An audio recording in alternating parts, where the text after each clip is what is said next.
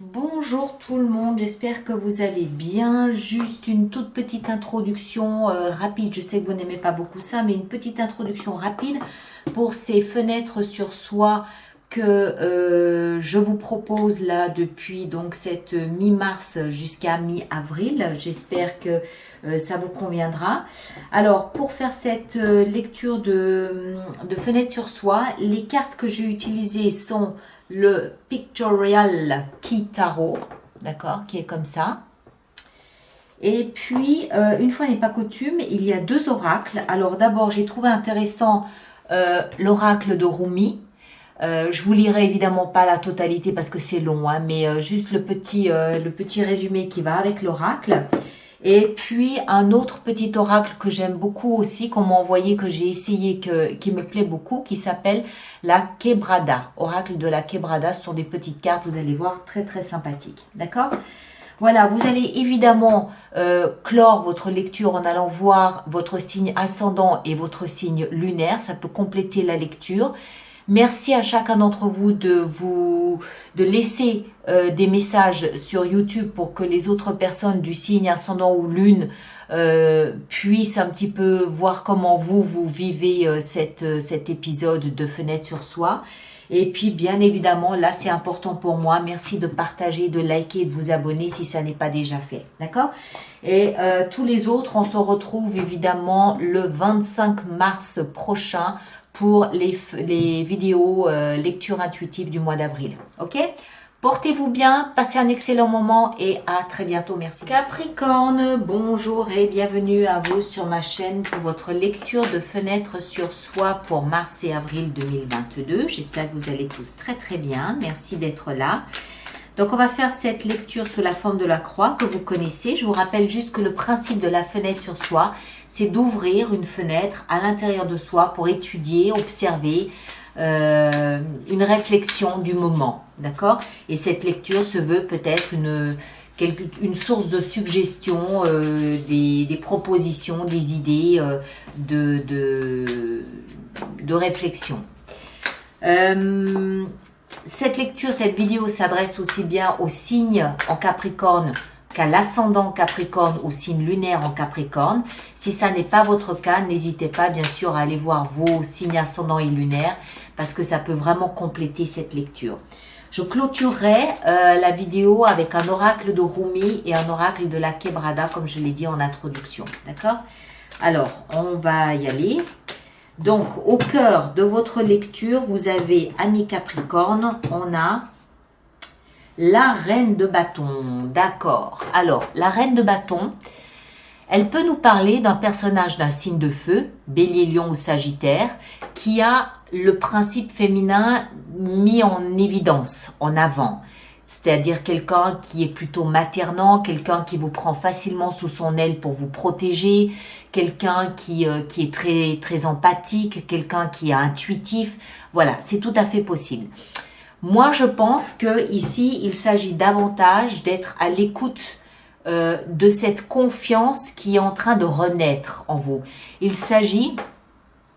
La reine de bâton, c'est une énergie qui est très confiante, qui se connaît, qui sait son pouvoir de séduction, qui sait son pouvoir d'attraction. Elle sait comment attirer le mâle, d'accord ?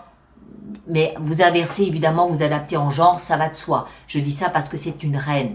Elle sait comment attirer le regard, elle sait comment séduire, elle sait comment plaire. Elle sait ce qu'il faut faire, elle sait ce qu'il faut dire, elle sait comment il faut se comporter. Mais ça suggère surtout qu'elle a immensément confiance en elle. Elle a confiance en son pouvoir de séduction. Alors, il n'y a pas que la séduction, ça peut aussi être au niveau professionnel. C'est une énergie qui sait convaincre. C'est une énergie qui sait amener les autres à la suivre par son langage, par son attitude, par son pouvoir de persuasion. Alors, on continue. Dans la tête, on a la 7 de bâton. Ok. Alors, vous avez en tête une idée, un idéal, un principe, une philosophie, quelque chose auquel vous vous identifiez très fortement. Et cet idéal, ce principe, vous le défendez bec et ongle. Il se passe quelque chose là en ce moment qui vous pousse à devoir vous battre avec les autres. une vision de la vie, une vision des choses, une vision d'un événement. Je vais prendre un exemple tout bête. Je sais pas, il y a un anniversaire à fêter prochainement, ou un baptême, ou un mariage, ou quelque chose. Vous avez votre idée de comment les événements doivent se passer, comment ça doit se faire, comment ça doit se passer. Vous avez un projet professionnel peut-être. Et en fait, on vous oppose une certaine résistance. Vous allez défendre bec et ongle votre point de vue. Pourquoi? Parce qu'il vous identifie. Parce que vous vous reconnaissez là-dedans, parce que c'est vous. D'accord? On continue. Dans le passé, l'amour.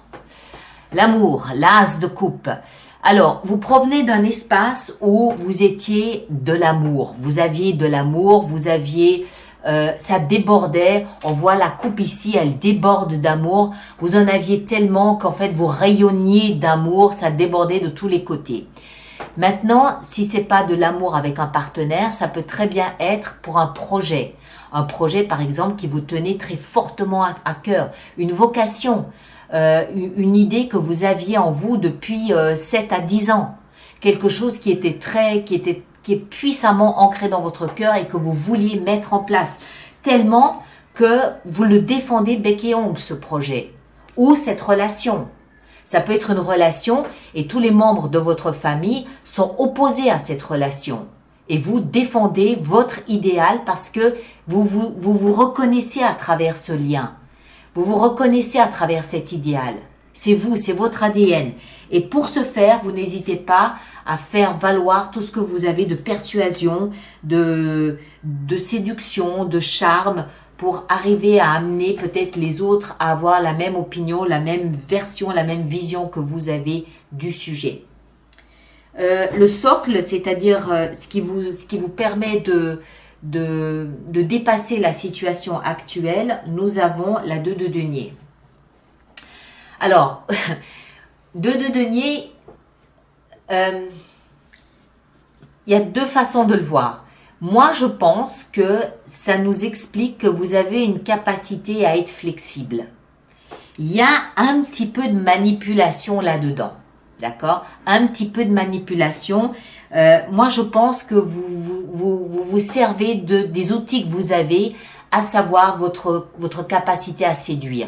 Et 2 de denier nous explique que vous êtes capable de tantôt être comme ceci, tantôt être comme cela, pourvu qu'on suive votre point de vue, d'accord? Qu'on vous suive dans ce que vous avez décrété ici, que vous vouliez mettre en place.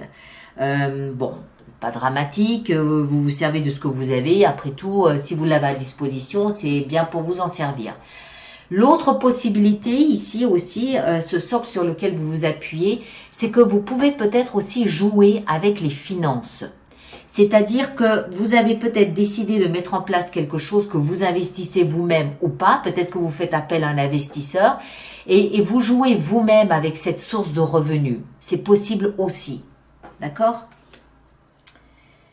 Ici, c'est-à-dire là où vous allez, waouh, vers le roi d'épée. Alors, le roi d'épée, il peut représenter un personnage plus âgé que vous d'un signe d'air, Gémeaux, Balance ou Verseau.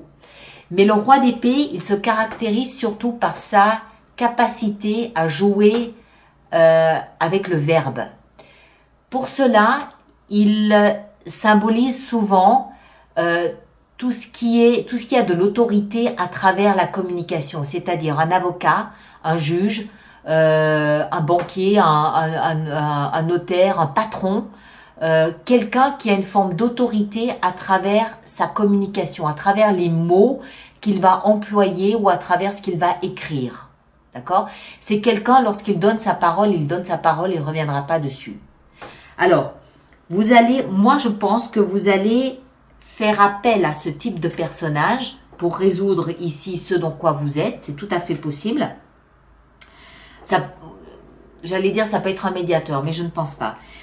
Maintenant, ça peut aussi être vous qui allez prendre cette énergie, endosser cette énergie du roi d'épée en étant très tranchant, en étant très autoritaire, en étant très dans la communication, très factuel, en posant. C'est le joueur d'échecs aussi, hein, c'est celui qui sait anticiper les choses, qui sait calculer, qui sait analyser et qui va déterminer point 1, point 2, point 3, point 4. Voilà la marche à suivre, voilà les éléments qu'on va mettre en place les uns après les autres. Ça peut aussi être vous. Moi, je pense que vous allez faire appel à ce type de personnage, peut-être pour résoudre ici un idéal que vous voulez mettre en place ou quelque chose, je ne sais pas. D'accord?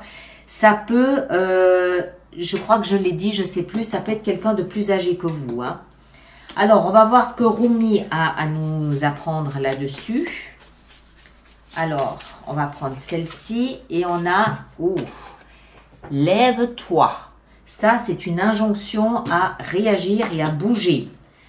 Un peu comme la 7 de bâton ici. Donc, le chiffre 13, lève-toi. Alors, je vous le lis. Les ailes de l'espoir s'étiolent à ne pas être utilisées. Or, quand les ailes s'affaiblissent, la vie commence à perdre de sa valeur. Chaque cellule de ton corps a été créée pour relever les défis. Là. Ok? Vous avez un défi à relever. Il est là. Et c'est dans votre tête. Hein? Ton destin est d'affronter tout ce qui te tient captif. Ne reste pas au fond du puits, sans te soucier du salut. Écoute la voix intérieure qui t'appelle. Peut-être la confiance ici. Hein? Et l'idéal à défendre. Écoute la voix intérieure qui t'appelle. Cherche à t'élever vers l'accomplissement, à dépasser ta propre maturité. C'est donc bien vous qui allez devenir ce roi d'épée. Vous allez être ce roi plein de confiance, plein d'autorité, mais dans le bon sens du terme, pour déterminer une marche à suivre, pour déterminer quelque chose, un processus ou quelque chose vers lequel vous allez. On va voir maintenant ici l'oracle de la Quebrada, le petit mot-clé qui vous est attribué, lâcher prise. D'accord? Lâcher prise. Voilà mes chers, merci de partager, de liker, de laisser vos commentaires sur YouTube et on se retrouve le 25 mars prochain pour les lectures intuitives du mois d'avril. D'accord? Merci à vous tous, à très bientôt.